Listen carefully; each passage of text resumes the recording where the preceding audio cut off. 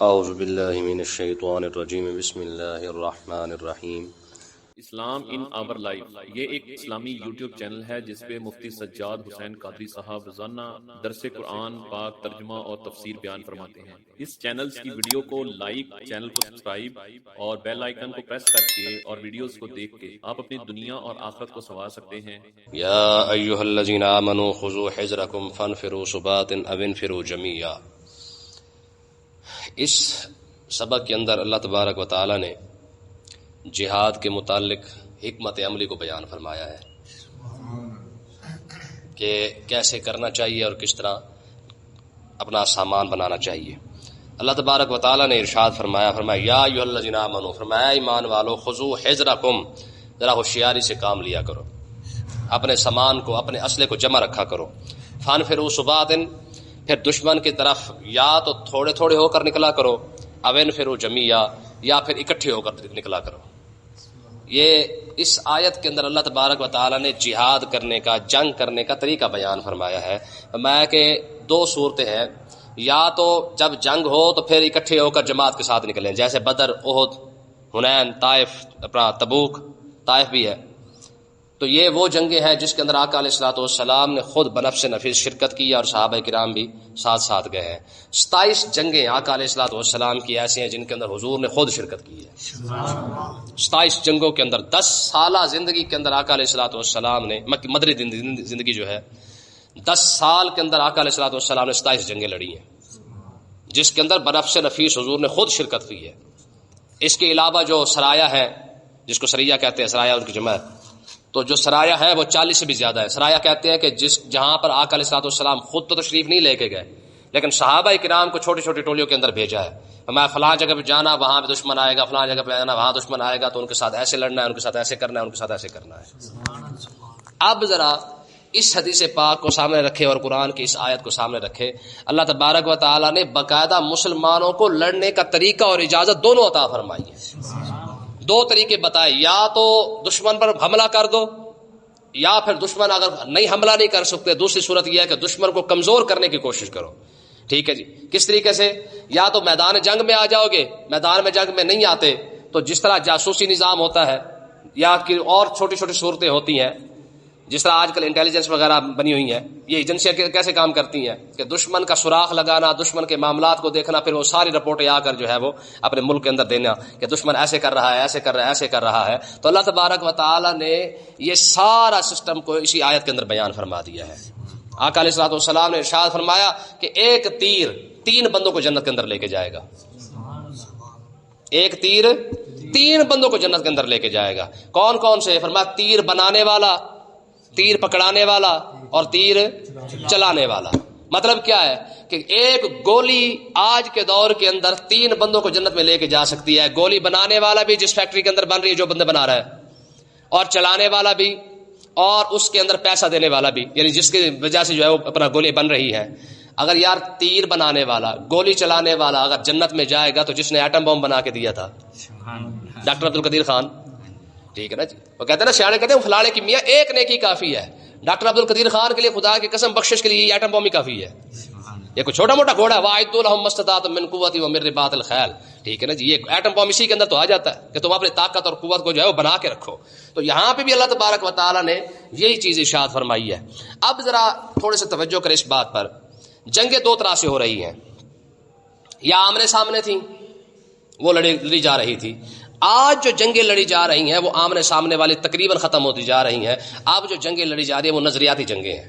دیکھیں، اب سب کو پتا ہے کہ مسلمان کے ساتھ لڑنے کا فائدہ کوئی نہیں ہے، یہ نہ مرنے سے پریشان ہوتا ہے، نہ اس کے ساتھ کوئی مطلب ہے کہ کوئی اور کام ہو سکتا ہے۔ اب کیا ہے، مسلمان کی جو ینگ جنریشن ہے اس کو گمراہ کرنے کی کوشش کرو۔ کس طریقے سے؟ یعنی الیکٹرانک میڈیا ہے، سوشل میڈیا ہے، سوشل میڈیا کی پاور تو اب الیکٹرانک سے بھی زیادہ ہو چکی ہے۔ تو مطلب کیا ہے کہ اب دیکھیں، اب مسلمان کے ساتھ لڑنے کے بجائے جن ملکوں کے ساتھ وہ لڑ سکتے تھے وہاں تو لڑے ہیں۔ عراق کو دیکھ لیں کیا حال کر دیا ہے، لیبیا کو دیکھ لیں ان کا کیا حال کر دیا، شام کو دیکھ لیں کیا، جہاں وہ جنگ کر سکتے تھے وہاں انہوں نے جنگ کی ہے۔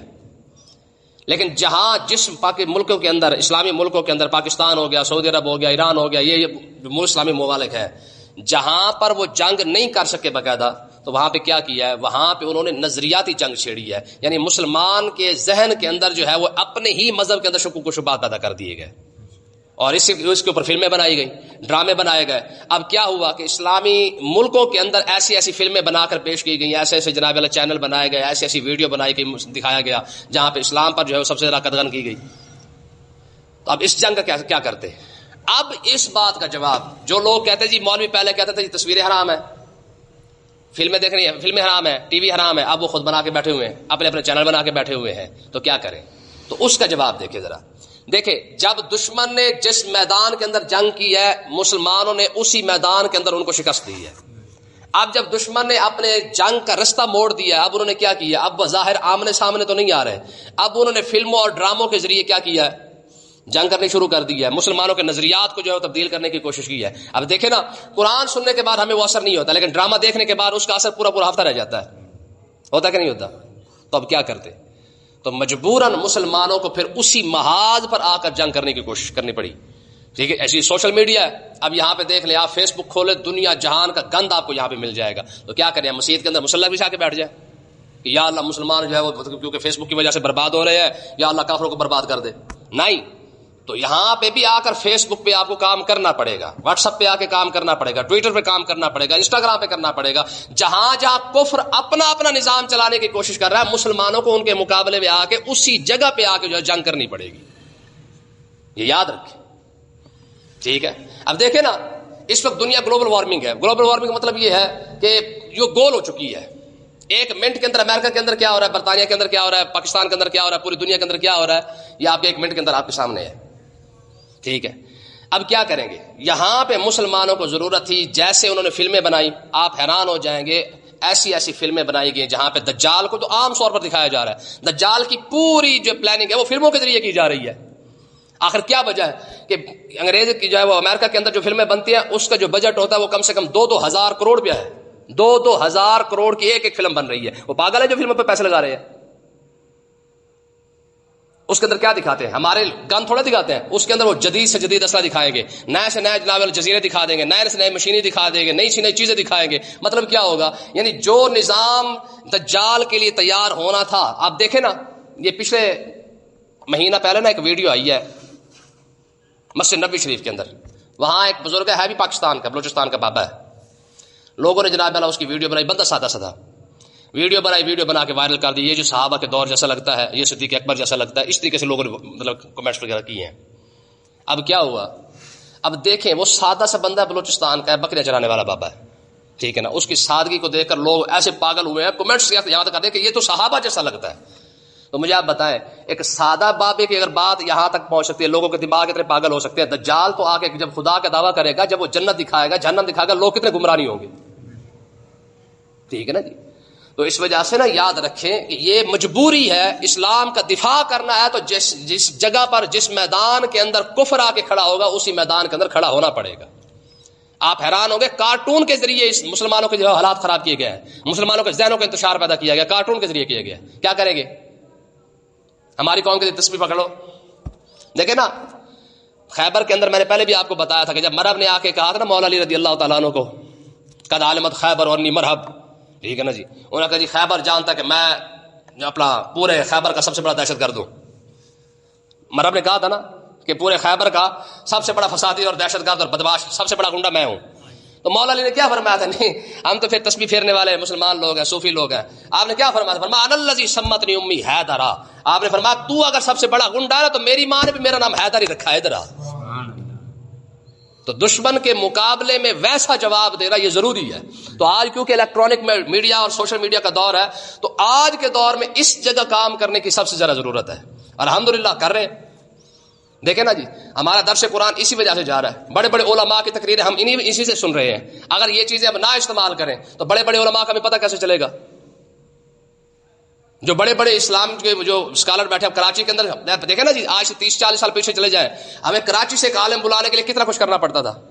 اب کیا ہے؟ اب ایک بٹن بٹائیں، اب دبانے کی ضرورت ہے، صرف فیس بک کھول لیں، یوٹیوب کھول لیں، واٹس ایپ کھول لیں، جو مرضی کھولیں، آپ کراچی کے نہیں، آپ لندن کے اندر کوئی عالم تقریر کر رہا ہے تو اس کو بھی سن سکتے ہیں۔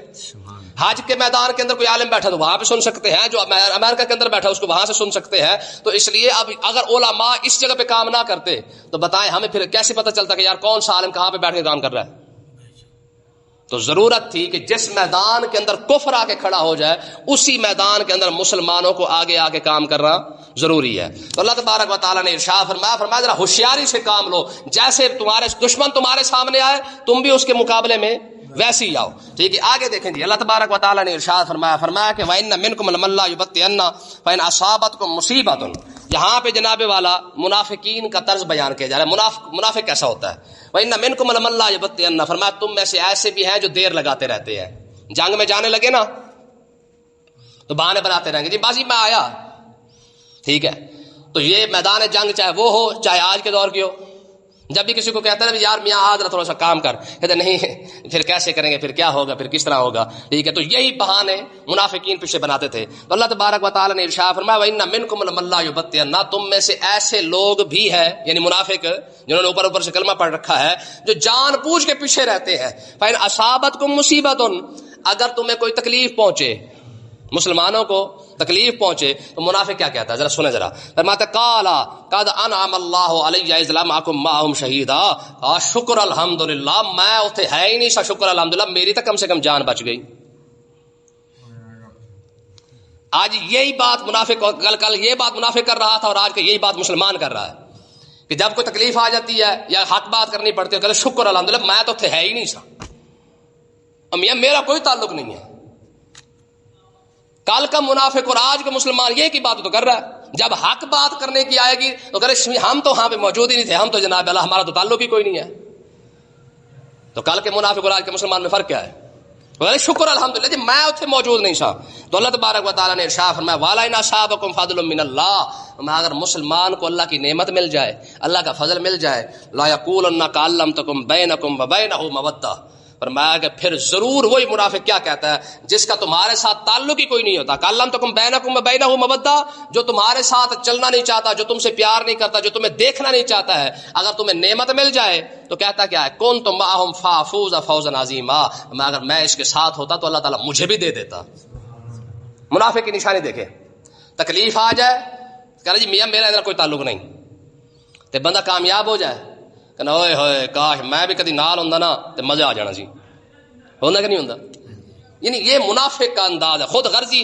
ہر جگہ پہ بات لالچ کی ہے، بات مال کی، پیسے کی آ جاتی ہے. ٹھیک ہے، تکلیف آ گئی تو پیچھے ہٹ کے شکر الحمدللہ میرے تو پیسے بچ گئے. تو اگر مسلمان کامیاب ہو گیا تو پھر کہنا ہے کدی میں بھی نال ہوندا تو میں نے جناب اللہ کو پیسے شیسے آ ہی جانے سن، منافع ہو ہی جانا سی. تو صرف پیسوں کی وجہ سے جو ہے وہ اپنا جناب تما دیکھنا، آپ خود غرضی کی وجہ سے جناب پیچھے رہ جانا، یہ منافقوں کا طریقہ ہے. ہاں مسلمان کی شان کیا ہے اس کو اللہ تبارک و تعالیٰ نے یہاں بیان فرمایا فَلْيُقَاتِلْ فِي سَبِيلِ اللَّهِ، فرمایا جو لوگ یشرون الحیات الدنیا بالآخرہ، میں جنہوں نے دنیا کی زندگی کو آخرت کے بدلے میں بیچ دیا ہے نا، اور جنہوں نے آخرت پر امیدیں لگا رکھی ہیں، فَلْيُقَاتِلْ فِي سَبِيلِ اللَّهِ، ان کا حق بنتا ہے کہ وہ اللہ کے راستے میں لڑتے رہیں. ہاں جنہوں نے آخرت پر امیدیں لگا رکھی ہیں، جن کی نگاہیں لگی ہی آخرت کے اوپر ہے کہ چل یار دنیا تو گزر ہی جائے گی، دین پر کام کر جاؤ، فرمایا انہیں کیا کہ فرمایا فَلْيُقَاتِلْ، فرمایا انہیں چاہیے کہ وہ لڑتے رہیں. کیسے لڑیں؟ اب میدان جنگ تو ہے نہیں تو لڑیں گے کیسے؟ تو آج کے دور کے اندر جو سب سے زیادہ فتنہ لبرل اور سیکولر طبقہ جو پھیلا رہا ہے، آپ اس کے خلاف تو کام کر سکتے ہیں نا، اس کے خلاف تو لڑ سکتے ہیں نا. فرمایا کہ جنہوں نے آخرت پر امید لگا رکھی ہے، جنہیں جنت کی ضرورت ہے نا، تو یہاں پہ کام کریں. فَلْيُقَاتِلْ فِي سَبِيلِ اللَّهِ، وہ اللہ کے راستے میں لڑتے رہے. کیسے لڑیں گے؟ جیسے جیسے دشمن سامنے آتا جائے ویسے لڑتے جائے. میدان جنگ میں دشمن ہے تو وہاں لڑے، اگر میڈیا کی وجہ سے دشمن بیٹھا ہوا تو پھر میڈیا پر آ کر لڑے. ٹھیک ہے، وَمَن يُقَاتِلْ فِي سَبِيلِ اللَّهِ، میں جو اللہ کے راستے میں لڑتا رہے فَيُقْتَلْ أَوْ يَغْلِبْ، چاہے شہید ہو جائے چاہے غلبہ پا جائے. ہاں یہ ضروری نہیں کہ وہ ضروری فتح ہی ہو، دونوں صورتیں ہیں. وَمَن يُقَاتِلْ فِي سَبِيلِ اللَّهِ، جو اللہ کے راستے میں جنگ کرتا رہے، لڑتا رہے، دین دشمن پر جو ہے وہ ان کے ساتھ بات کے ذریعے لڑتا رہے، دین دشمنوں کو جواب دیتا رہے، لوگوں کے ساتھ جو ہے وہ ان کو سمجھاتا رہے کہ میاں دین یہ ہے. ٹھیک ہے نا، میں جو لڑتا رہے فَيُقْتَلْ أَوْ يَغْلِبْ، چاہے شہید ہو جائے او یغلب، یا اللہ تعالیٰ اسے فتح عطا فرما دے. فسوف نؤتیہ اجرا عظیما، دونوں صورتوں کے اندر ہم اسے بہت بڑا اجر عطا فرمائیں گے.